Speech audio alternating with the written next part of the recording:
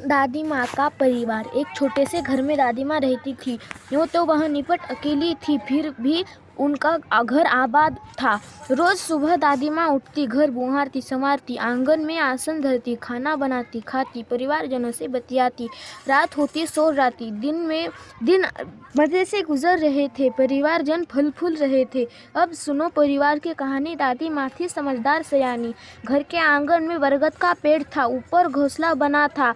घोंसले में रहती थी चिड़िया, वह थी दादी माँ की संगिया। चिड़िया का नाम था नीलू। सुबह उठ दादी माँ आंगन बुहारती, नीलू फुदकती, चिंचियाती, दादी माँ से बतियाती। एक और थी दादी माँ की साथिन, चिंकी चुहिया। पेड़ के नीचे बिल बनाकर रहती, दिन भर घर में उसकी दौड़ लगती। यह थी दादी माँ की दिन दुनिया। दादी माँ चिड़िया और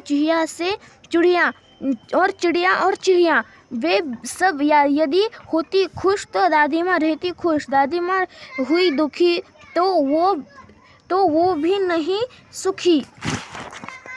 ठंडी के दिन थे। उन्हीं दिनों में नीलू चिड़िया ने अंडे दिए। उनमें से निकले 2 बच्चे, नन्हे सुनहरे अच्छे। तीनों मीनू नाम निकला। सबने मिलकर पोसा पाला। चिंकी को 2 बेटों का उपहार मिले। चुस्कू मुस्कू थे बड़े भले। दादी माँ उनका ख्याल रखती, उनसे मन बहलाती, स्नेह प्यार से वह दुहारती। रोने लगते तो पुचकारती। चारों बच्चे घर आंगन में दौड़ लगाते, हंसते खेलते और खाते गाते।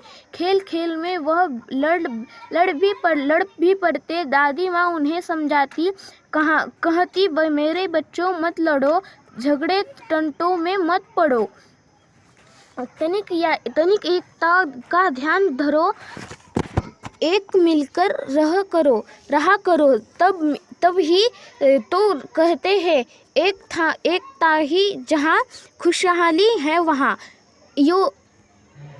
वो दिन कट रहे थे हंसी खुशी से। परिवार में सब रह रहे थे खुशी खुशी से। दादी माँ रोज उन्हें समझाती, एकता और उनके लाभ गिनाती। एक बार संकट आ गया, चिड़ियों में मातम छा गया। नीलू दाना चुगने चली गई, संग बच्चों को भी ले गई। अन्य चिड़िया भी गए थे उसके साथ। खलिहानी में धान उगे हुए थे रात। सूरज की किरणें ढल रही थी, चिड़िया दाना चुग रही थी।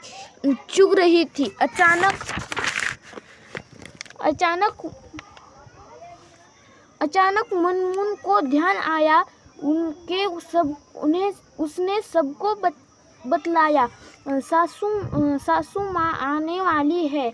घोंसले में कोई नहीं, वह खाली है। घर जाने की उनसे